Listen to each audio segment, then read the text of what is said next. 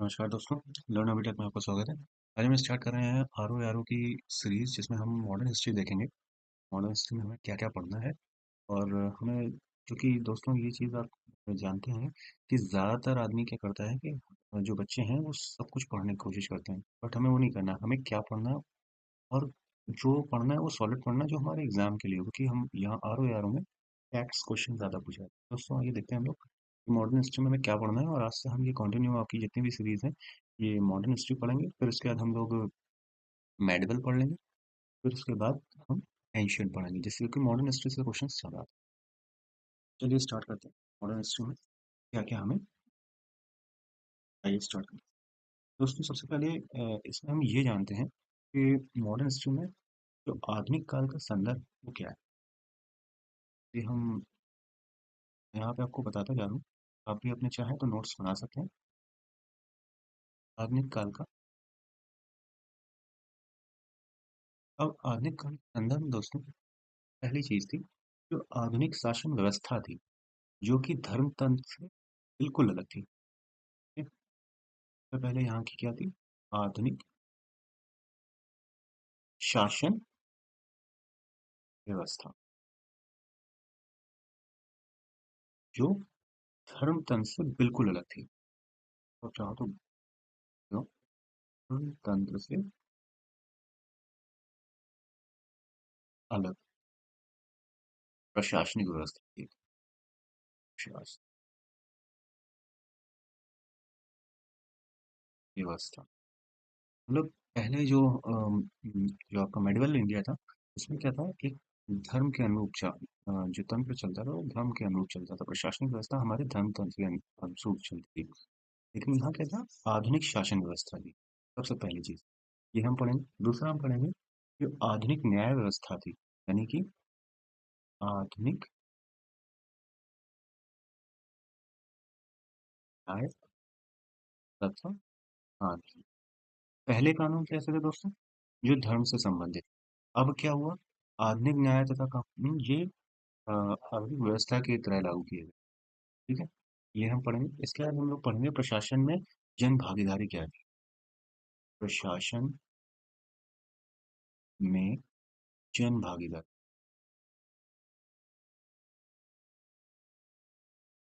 ठीक है इसके अलावा मानव स्वतंत्रता समानता तथा बंधुत्व की स्थापना जो हुई थी इस आधुनिक काल में उसके बारे में हम जानकारी लेंगे। मानव स्वतंत्रता समान तथा बंधुत्व की स्थापना। और इसी में एक आखिरी पॉइंट हम लोग पढ़ेंगे जो आधुनिक व्यापार संस्थान तथा वैदेशिक जो संबंध थे वो किस तरह से यहाँ पर डेवलप हुए। आधुनिक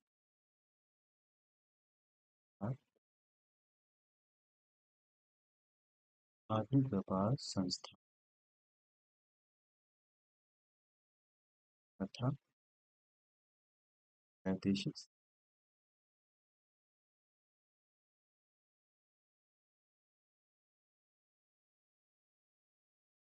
ठीक है दोस्तों तो हमें पहले आधुनिक काल के संदर्भ में क्या हमें पढ़ना है जो आधुनिक शासन व्यवस्था है जो धर्म तंत्र से बिल्कुल अलग है। अलग उनका प्रशासन व्यवस्था है। आधुनिक न्याय तथा कानून है। प्रशासन में जन भागीदारी कैसी रही वो हम यहाँ पे देखेंगे। मानव स्वतंत्रता समानता तथा बंधुत्व की स्थापना यहाँ पर होती है उसके बारे में हम जानकारी लेंगे। आधुनिक व्यापार संस्थान तथा वैदेशिक संबंध जो होते हैं वो कैसे होते हैं उसके बारे में हम यहाँ पर जानकारी। इसके बाद दोस्तों हम लोग देखेंगे कि आधुनिक काल कब प्रारंभ होता है इसके बारे में हम जानकारी लेंगे। आधुनिक काल कब प्रारंभ होता है ये एक सवाल है। क्यों क्योंकि हमें ये चीज़ पता होनी चाहिए कि आधुनिक काल कब से प्रारंभ। ठीक है हम तो ये जानते हैं कि आप एंशियंट इंडिया हुई है उसके बाद आप मेडिवल इंडिया देखते हो उसके बाद आप मॉडर्न इंडिया। ये जो मॉडर्न इंडिया यानी आधुनिक काल, ये कब से स्टार्ट होता है? दोस्तों, यह अवधारणा अलग-अलग क्षेत्र के लिए अलग-अलग हो सकती है। उदाहरण के लिए आप प्राचीन काल देखेंगे, भारत के संदर्भ में प्रारंभ से लेकर दिल्ली सल्तनत की स्थापना तक को हम पुरानी अवधारणा, ठीक है? इसी तरीके से प्रारंभ से लेकर 750 ईस्वी तक या इसके पश्चात का काल जो होता है पूर्व मध्य काल है। इसको चाहो तो आप लिख सकते हो। यह अवधारणा अलग-अलग क्षेत्र, ये है अवधारणा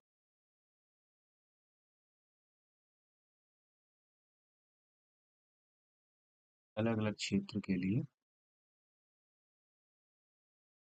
अलग-अलग क्षेत्र के लिए अलग-अलग हो सकता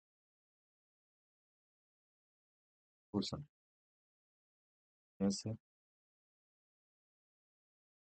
उदाहरण के लिए आप प्राचीन काल देख सकते हैं भारत के संदर्भ में। फिर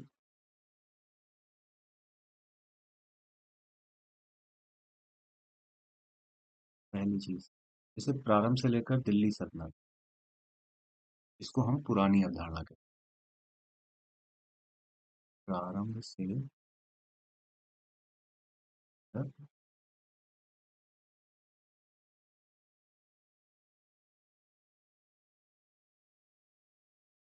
सल्तनत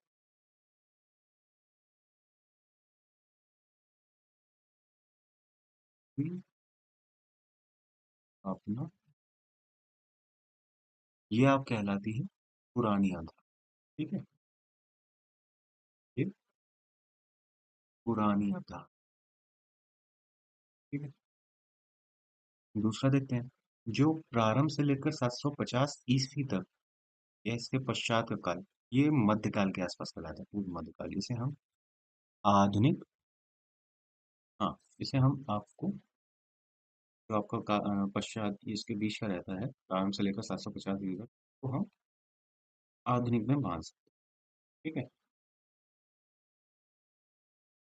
हाँ, तो लिख लेते हैं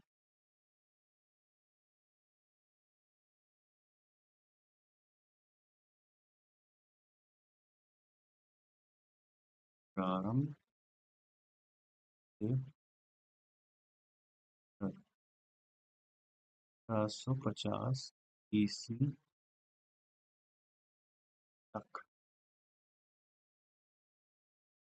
के पश्चात का काल पूर्व काल, जिसे आप क्या कह सकते हो, आधुनिक अवधारणा। ठीक है, इसी तरीके से जो मध्यकाल का भी विभाजन इसी प्रकार किया जा सकता है, जिसमें अंतिम कुछ वर्ष है जो संक्रमण काल को दर्शाता है। और इसको भी लिख सकते हो मध्यकाल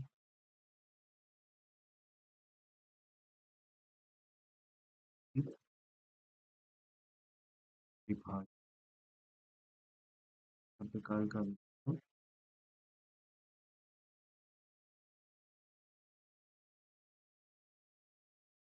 का यह था है, इसमें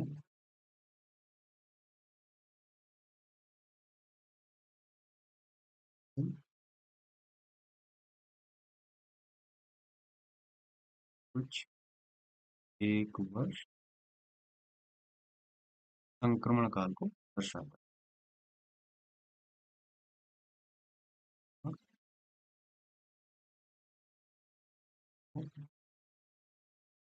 दर्शाता, दोस्तों आधुनिक काल कब से माना जाता है, इसके बारे में हम जानकारी ले रहे थे। तो दोस्तों आधुनिक काल कब प्रारंभ होता है, आप कीजिए तो थोड़ा सा। आधुनिक काल कब प्रारंभ होता है, यह अवधारणा अलग अलग क्षेत्र के लिए अलग अलग हो सकती है। उदाहरण प्राचीन काल के संदर्भ में, जैसे प्रारंभ से लेकर दिल्ली की सल्तनत का जो स्थापना का संबंध है, प्रारंभ से लेकर दिल्ली सल्तनत तक की स्थापना तक, इसे हम पुरानी अवधारणा मानते हैं। इसी के बाद प्रारंभ से लेकर 750 ईस्वी तक इसके पश्चात का जो काल होता है पूर्व मध्य काल होता है, यानी कि इसको आप आधुनिक अवधारणा बोल सकते हो। फिर क्या हुआ, इसी तरीके से मध्यकाल का भी विभाजन इसी प्रकार से किया जाता है, जिसमें जो कुछ एक वर्ष होते हैं, जिसे आप कह सकते हो ये संक्रमण काल को दर्शाता है। अब आधुनिक काल भारत के संदर्भ में अगर हम देखें तो क्या हो, जैसे यूरोपीय कंपनियों के भारत आगमन से लेकर आपको 1947 तक जो पूरा कार्यकाल है, तो आप इसे कुछ जैसे वियतनाम सरकार के हैं वो इसको कहते हैं कि 1757 की जो प्लासी के युद्ध के पश्चात भारत में मध्यकाल समाप्त हो गया तथा आधुनिक काल का प्रारंभ हुआ। हालांकि ये विचारधारा मान्य नहीं है, ये वियतनाम सरकार के द्वारा मान्य। तो आप चाहो तो लिख सकते हो।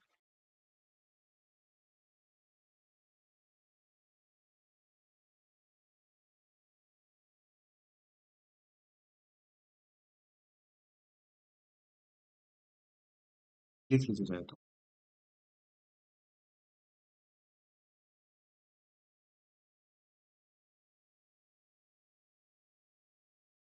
ठीक है।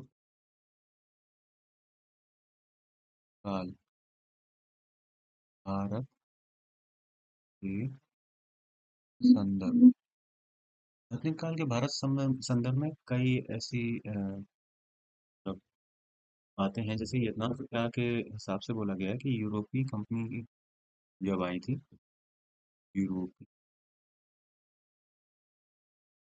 कंपनी के भारत आगमन से लेकर, यूरोपीय कंपनी का भारत आगमन से लेकर 1947 तक, ठीक है, ये वो बोलते हैं कि ये एक, आप कह सकते हो मतलब आत्मकाल है। कैसे?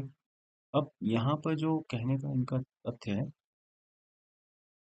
बस मतलब ये जो यूरोपीय कंपनियों के भारत आगमन से लेकर 1947, इसको हम कहते हैं कि ये आधुनिक काल है। ठीक, लेकिन कुछ ऐसे ही भी हुए हैं, जैसे यज्ञनाथ सरकार जो है, यज्ञनाथ सरकार, इनके द्वारा क्या है, इनके द्वारा कहा गया था, ये एक इतिहासकार थे, इनके द्वारा इन्होंने माना है कि 1757 प्लासी के युद्ध के पश्चात, जो प्लासी का युद्ध हुआ था 1757 का, वहां से भारत में मध्यकाल समाप्त, मध्यकाल समाप्त हो गया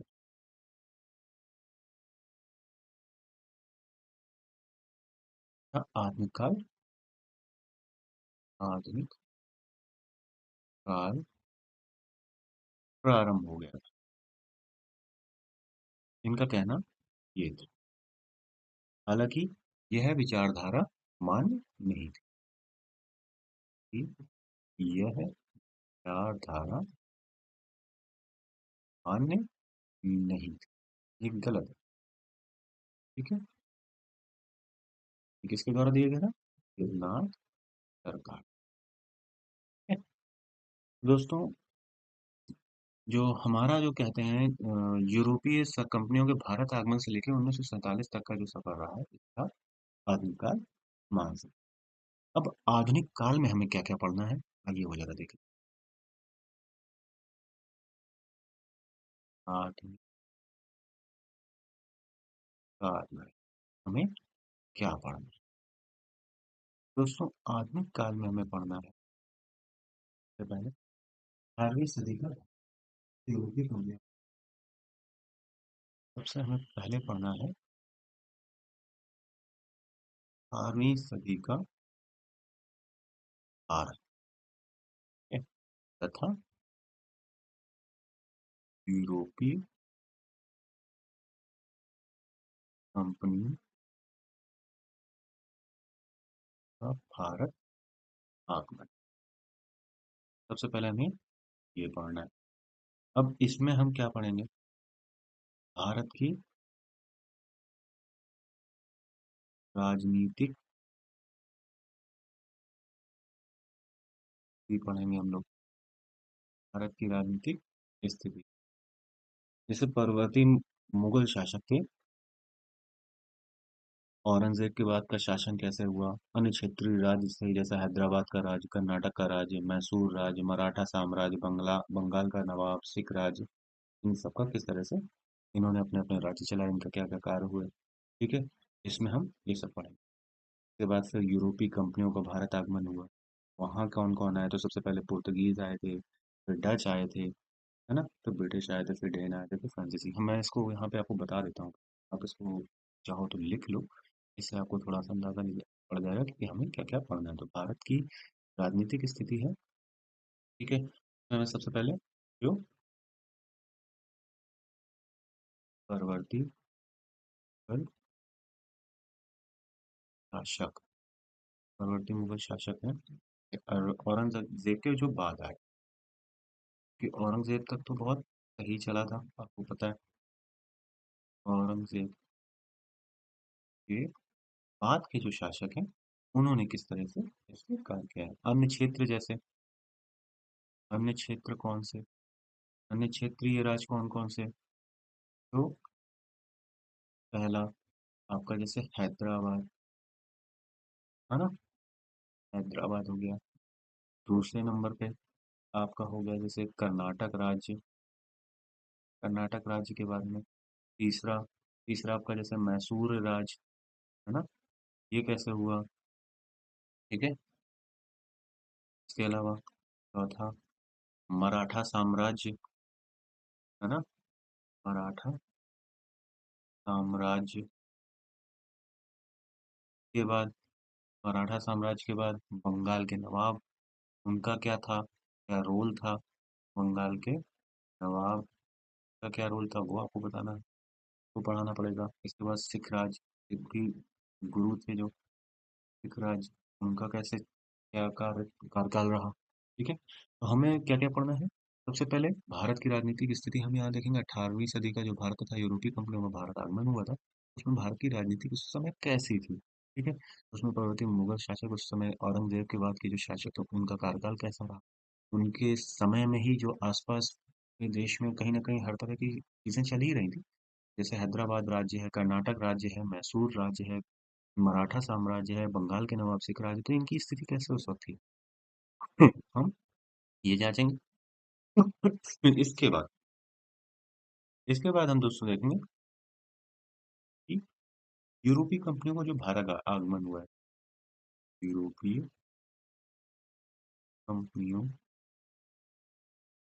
का भारत आगमन, यूरोपीय कंपनियों का जो भारत आगमन हुआ है, उसमें सबसे पहले आपको पता है पुर्तगीज आए थे, पुर्तगीज, फिर डच आए, पुर्तगीज के बाद डच आए, डच के बाद फिर ब्रिटिश। ठीक है, ब्रिटिश के बाद कौन आया, स्पेन आया। ठीक है, और उसके बाद ये जो डच थे, इन्हें आप पोलैंड बोलते हो, वही है ये। ठीक है, मैं आगे इसमें बताऊंगा कि ये कौन कौन है। ठीक है, तो यूरोपीय कंपनियों को भारत आगमन में पुर्तगीज आए, डच आए, ब्रिटिश आए, डेन आए, फ्रांसीसी आए। ठीक है, हम लोग ये पढ़ेंगे। इसके बाद दोस्तों हम लोग आगे पढ़ेंगे यूरोपीय कंपनियों का देसी रियासतों के साथ संपर्क, संबंध और संघर्ष। मतलब जो यूरोपीय कंपनियां थी, उन्होंने जो देसी रियासतों थी उनके साथ किस तरह से संपर्क बनाया, संबंध बनाए, संघर्ष किया। इसमें उनके कई ऐसे आंग्ल मैसूर युद्ध, कर्नाटक युद्ध और आंग्ल मराठा संघर्ष हुआ, ब्रिटिशों का बंगाल संघर्ष हुआ, सहायक संधि वगैरह, इसके बारे में हम लोग, उसको भी हम लोग लिख लेते हैं,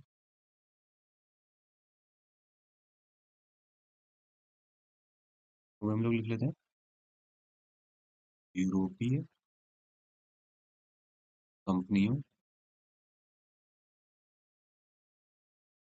का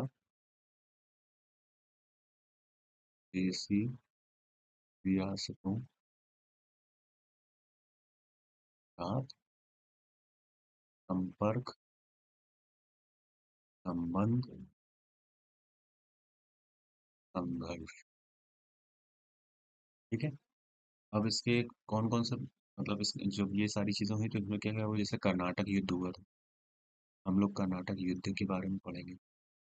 हम लोग आंग्ल मैसूर युद्ध के बारे में जानकारी लेंगे कि आंग्ल मैसूर युद्ध में इसी तरीके से हम लोग आंग्ल मराठा संघर्ष हुआ था के बारे में जानकारी लेंगे। उसके बाद हम लोग ब्रिटिश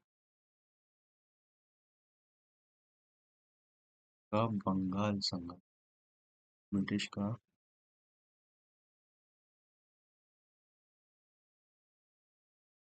बंगाल संघर्ष,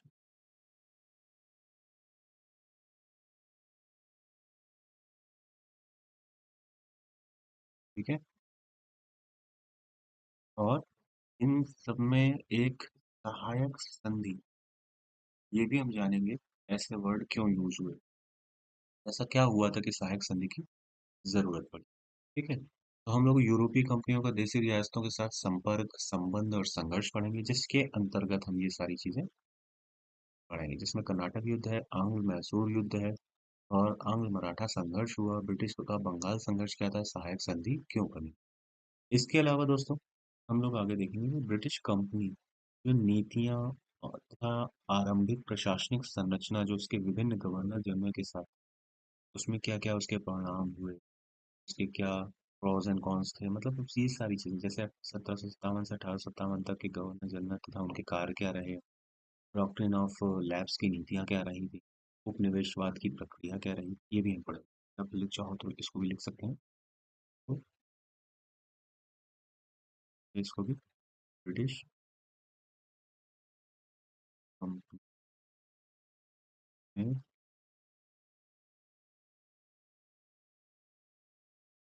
तथा आरंभिक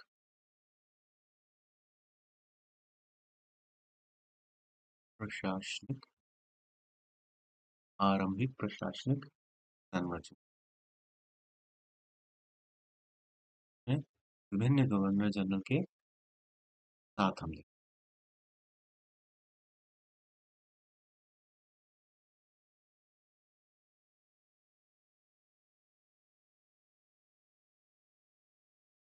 जैसे 1757 से 1857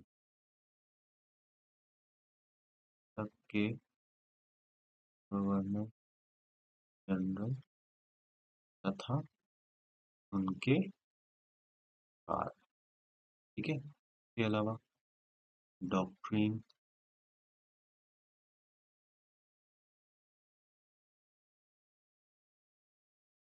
डॉक्ट्रिन ऑफ लैप्स, ये क्या था, जो नीति थी, ये के बारे में जानकारी लें। निवेशवाद, ये क्या था, निवेशवाद की प्रक्रिया क्या, के बारे में जानकारी।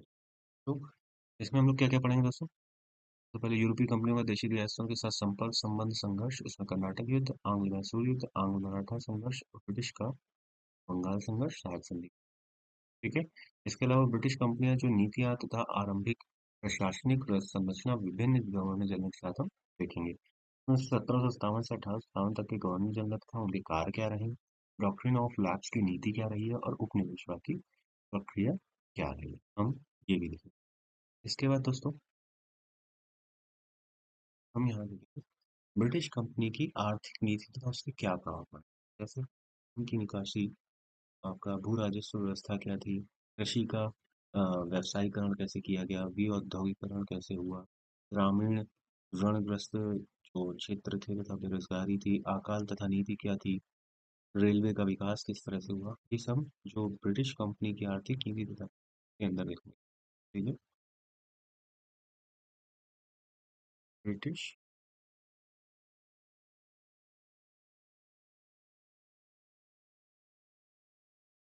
आर्थिक नीति,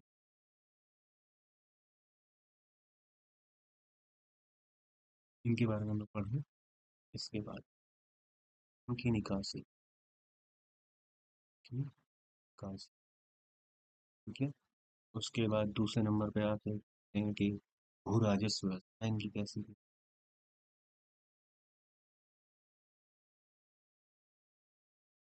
उसके बारे में हम जानकारी लेंगे।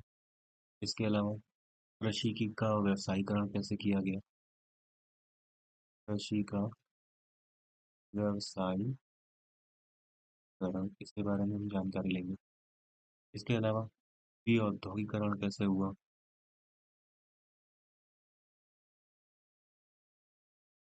इसके बारे में हम लोग जानकारी लेंगे। इसके अलावा ग्रामीण रणग्रस्त क्षेत्र तथा बेरोजगारी के बारे में इनकी क्या नीतियां थी, के बारे में हम जानकारी लेंगे। तथा अकाल तथा इनकी उस अकाल पे क्या नीतियां थी, के बारे में जानकारी दी जाएगी। इसके अलावा रेलवे का विकास किस तरह से अपने भारत में हुआ,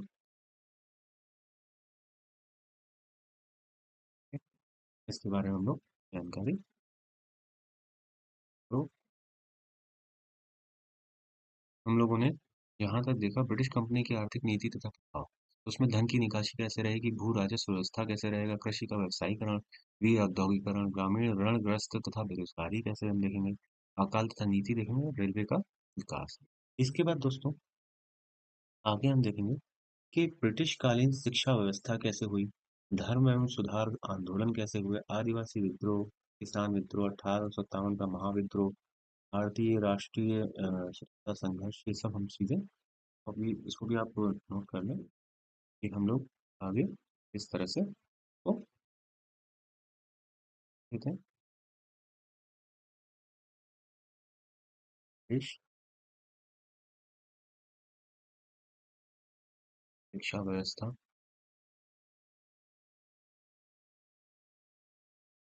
ठीक है।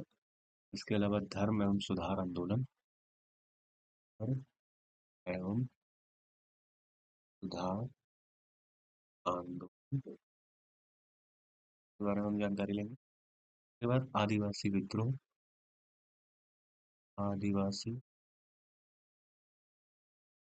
विद्रोह, फिर किसान विद्रोह के बारे में हम जानकारी लेंगे, किसान विद्रोह। फिर 1857 का महाविद्रोह, 1857 का महाविद्रोह, इसको कैसे देखा जाएगा वो हम देखेंगे। इसके अलावा भारतीय राष्ट्रीय स्वतंत्रता संघर्ष कैसे हुआ, ये प्रिय स्वतंत्रता संघर्ष को देखेंगे। उसके बाद भारत में राष्ट्रवाद का उद्भव कैसे हुआ ये जानेंगे,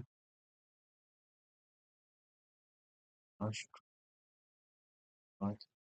का उद्भव ये कैसे हुआ, इसके बारे में जानकारी लेंगे। इसके बाद कांग्रेस की स्थापना,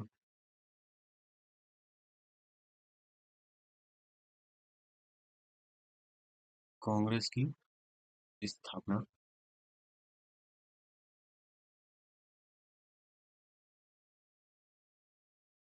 और कांग्रेस की स्थापना में ही जो उदारवादी और उग्रवादी चरण जो हो गए, हम सब उदारवादी तथा उग्रवादी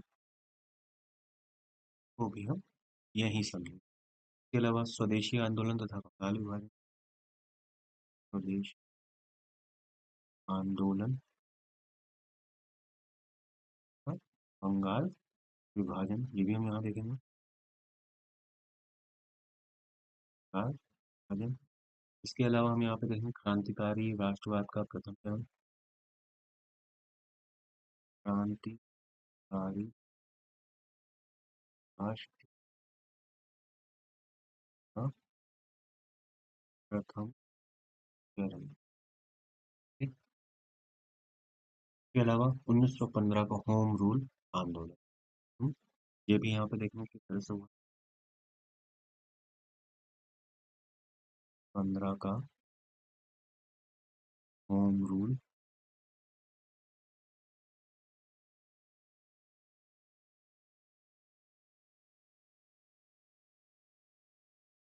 तो दोस्तों क्या-क्या चीज़ें हमें देखनी है?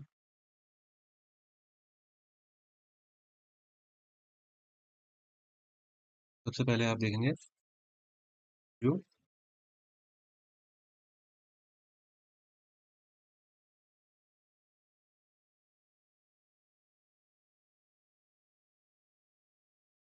ऊपर आ गया हम लोग, ब्रिटिशकालीन शिक्षा व्यवस्था, ठीक है?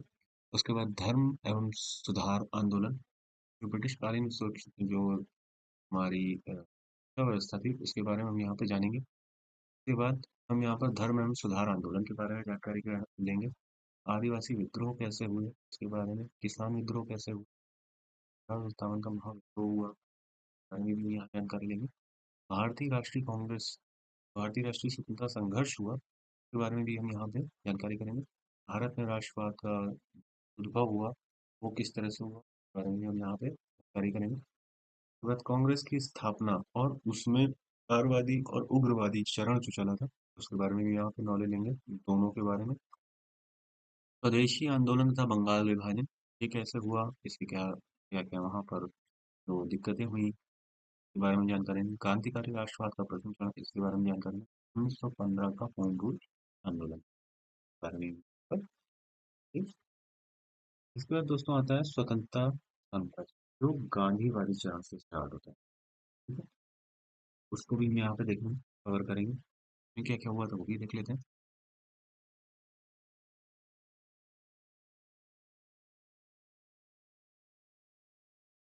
स्वतंत्रता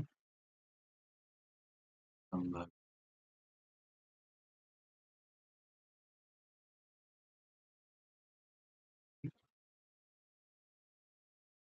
गांधीवादी गांधी जी यहाँ पे वापस आ गए थे, तो उनका महात्मा गांधी का भारत आगमन जब होता है, महात्मा का भारत आगमन,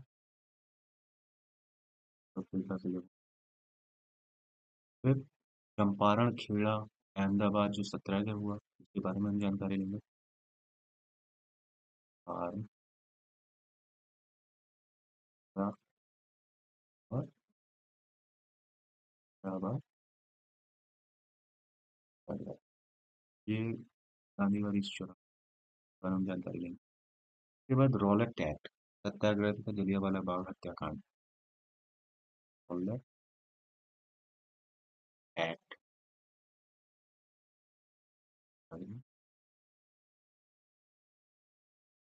तथा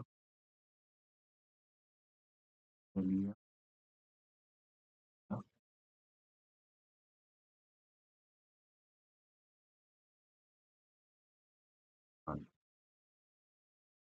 ठीक है? तथा खिलाफत तथा असहयोग आंदोलन को भी यहीं पे हम पढ़ेंगे, बट तथा,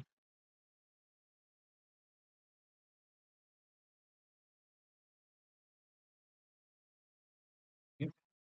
इसके अलावा स्वराज आंदोलन, उसके बारे में जानकारी लेंगे। स्वराज आंदोलन के बारे में हम जानकारी लेंगे। इसके अलावा साइमन कमीशन का जो भारत आगमन हुआ था, साइमन कमीशन का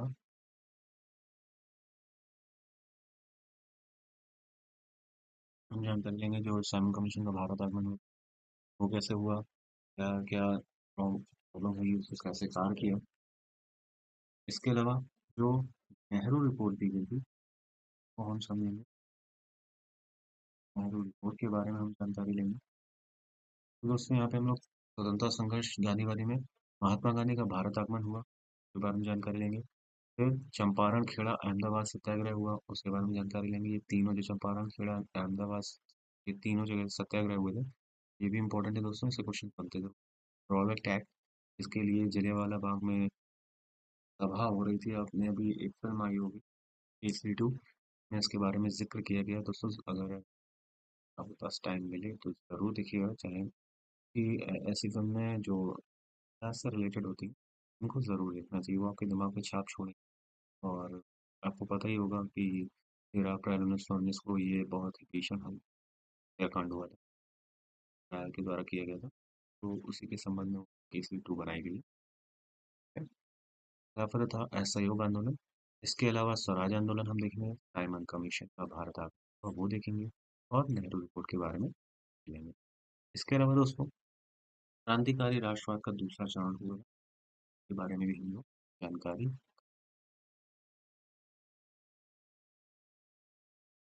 निकाल।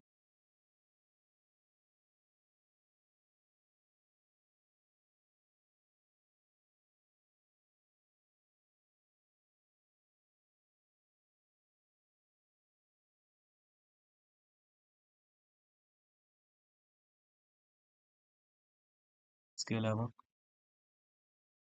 सविनय अवज्ञा आंदोलन है। अवज्ञा आंदोलन के बारे में जानकारी लेंगे, किस तरह से कुछ पढ़ना, ठीक है। तथा गोलमेज सम्मेलन, गोलमेज सम्मेलन इसको करेंगे। गोलमेज सम्मेलन फिर क्या हुआ, भारत में संवैधानिक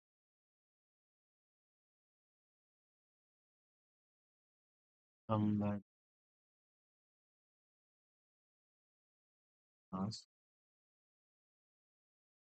जो कि हुआ था 1770 से 1935 ईस्वी के अलावा प्रांतीय चुनाव,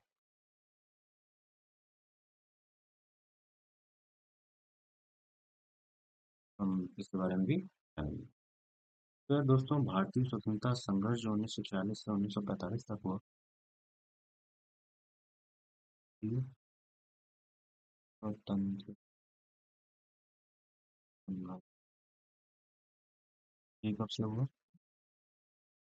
40 1945। इसमें क्या था तो दोस्तों, रूबर प्रस्ताव था, हम जानेंगे क्या हुआ। इसके अलावा व्यक्तिगत सविनय अवज्ञा आंदोलन था, व्यक्तिगत सविनय अवज्ञा आंदोलन के अलावा क्रिप्स मिशन को समझेंगे, तथा भारत छोड़ो आंदोलन को देखेंगे, आंदोलन पढ़ेंगे। के अलावा 1940 का पाकिस्तान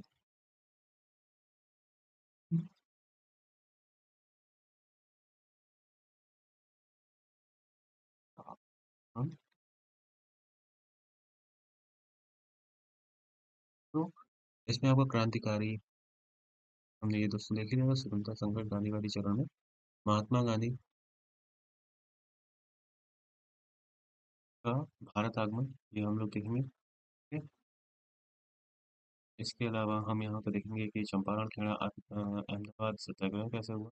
इसके अलावा रॉलेट एक्ट सत्याग्रह तथा जलियांवाला बाग हत्याकांड के बारे में जानेंगे, खिलाफत आंदोलन के बारे में और असहयोग आंदोलन के बारे में जानेंगे, स्वराज आंदोलन के बारे में भी यहाँ पे जानकारी लेंगे। इसके अलावा साइमन कमीशन का भारत आगमन और नेहरू रिपोर्ट, इसके बारे में भी हम यहाँ जानकारी लेंगे। इसके अलावा क्रांतिकारी राष्ट्रवाद का दूसरा चरण, यहाँ पे भी हम इसकी जानकारी लेंगे।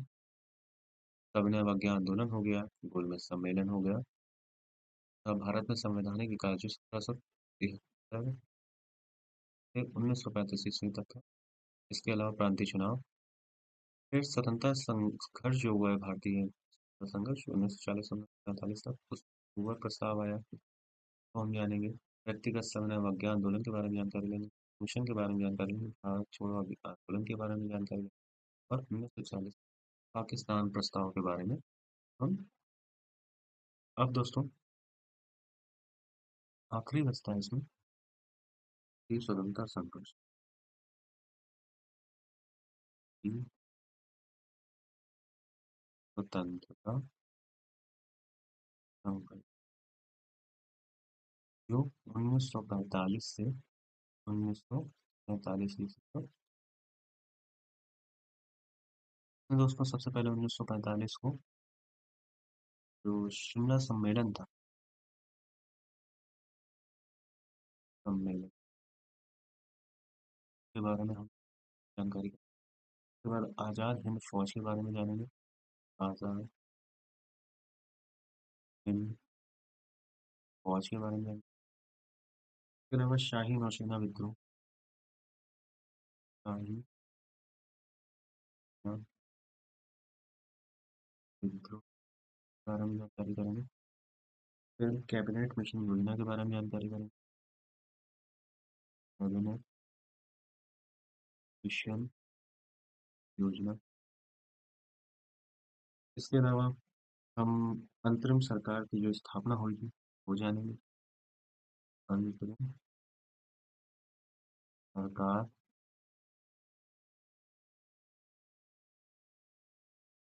स्थापना के बारे में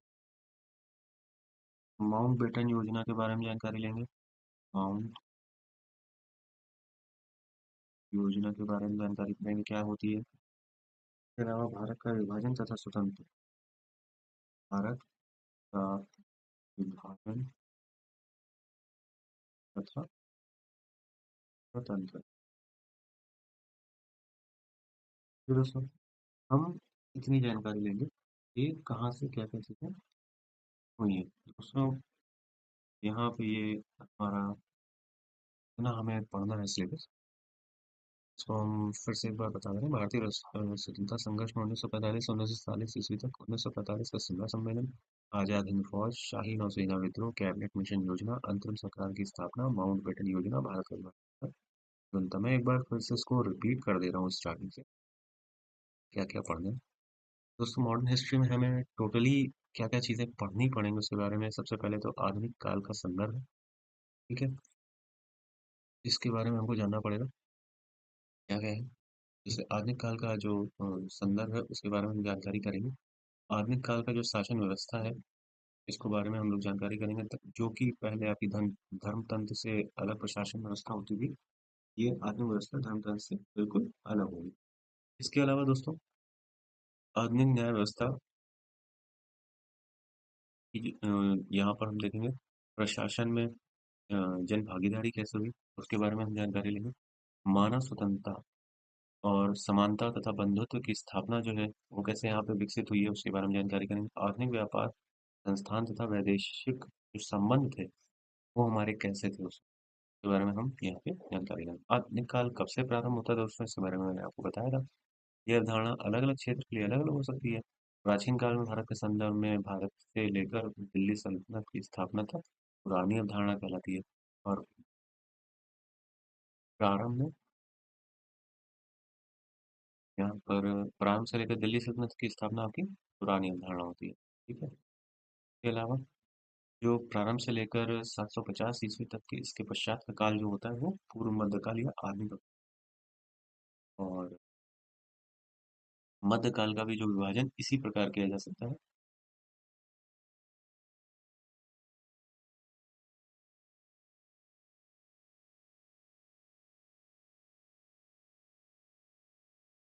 फिर आप हमको दिखाई दे रहा होगा तो जो पूर्व मध्यकाल का जो विभाजन है वो आधुनिक अवधारणा कहलाती है। इसी तरीके से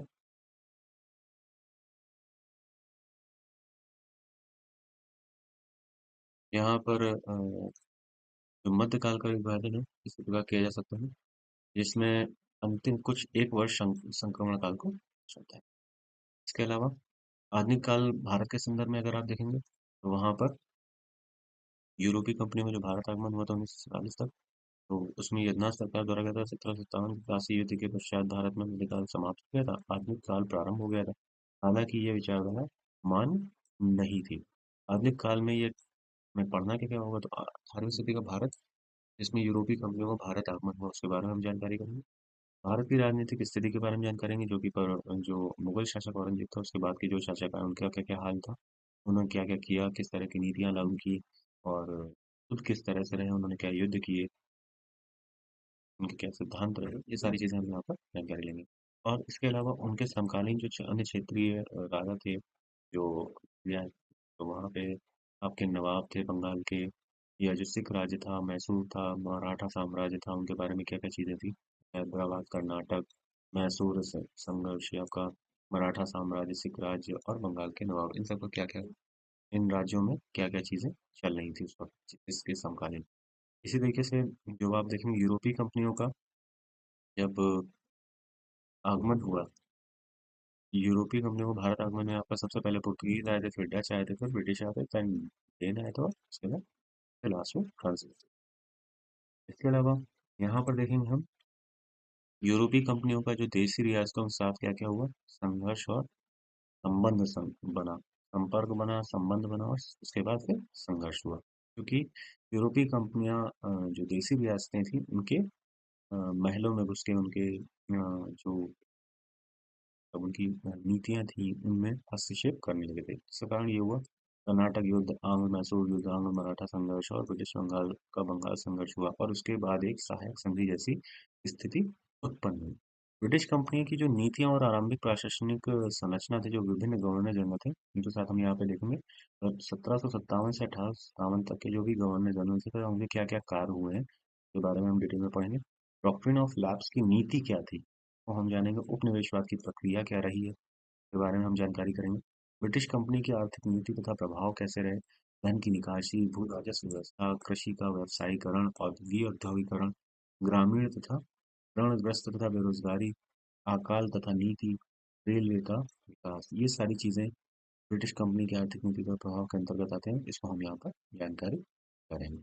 इसके अलावा हम दोस्तों आगे पढ़ेंगे जो ब्रिटिश कालीन शिक्षा व्यवस्था थी, धर्म एवं सुधार आंदोलन थे, आदिवासी विद्रोह, किसान विद्रोह, 1857 का महाविद्रोह, भारतीय राष्ट्रीय स्वतंत्रता संघर्ष किस तरह से हुआ, उसके क्या क्या प्रोज एंड कॉन्स रहे, भारत में राष्ट्रवाद का उद्भव उद्भव हुआ, कांग्रेस की स्थापना हुई, उसमें उदारवादी और उग्रवादी चरण हुआ था, उसके बारे में हम डिटेल में जानकारी करेंगे। स्वदेशी आंदोलन तथा बंगाल विभाजन के बारे में जानकारी करेंगे। क्रांतिकारी राष्ट्रवाद का प्रथम चरण जो चला था, उसमें क्या क्या हुआ था। 1915 का जो होम रूल आंदोलन था दोस्तों, उसके बारे में यहाँ पे हम जानकारी लें। स्वतंत्रता संघर्ष और गांधीवादी चरण, क्योंकि 1915 में ये गांधी वापस आ गए, तो उनका आगमन हम यहाँ पे जानेंगे और डिटेल में जानेंगे कि क्या क्या हुआ था। चंपारण, खेड़ा और अंतर्वास सत्याग्रह। और दोस्तों मैं डिटेल में बोल रहा हूँ तो डिटेल का मतलब ये है कि हम बिल्कुल डीपली नहीं जाएंगे, क्योंकि आपका आर ओ का पेपर है, इसमें दोस्तों जो फैक्ट्स हैं उसके बारे में ही हम जानकारी करेंगे, और जितना भी मैंने आपको यहाँ पे लिखवाया है दोस्तों, ये सब आपके कोर्स से ही रिलेटेड है, ना उसके ऊपर है ना अंदर बाहर है। तो हम लोग इसीलिए इस चीज़ को मैंने आपको लिखवा दिया है पहले ही, इस तरह से आपको पढ़ना किस तरह से। तो आप चाहो तो नोट कर लीजिएगा, और आपको पता चल जाएगा, आपका जो सिलेबस है उसी से रिलेटेड है ये सारी चीज़ें। रॉलेट एक्ट, सत्याग्रह तथा जलियांवाला बाग हत्याकांड के बारे में हम जानकारी करेंगे। खिलाफत आंदोलन तथा असहयोग आंदोलन हुआ तो उसके बारे में जानकारी करेंगे। स्वराज आंदोलन के बारे में जानकारी यहाँ पे करेंगे, किस तरह से हुआ है, उसके क्या क्या प्रोस एंड कॉन्स हुए थे। साइमन कमीशन का भारत आगमन हुआ था, तब उसका क्या यहाँ प्रोस कॉन्स हुआ था। नेहरू रिपोर्ट किस तरह से बनी, तो उसमें क्या क्या रिपोर्ट में वर्णन किया गया, तो उसके बारे में जानकारी करेंगे।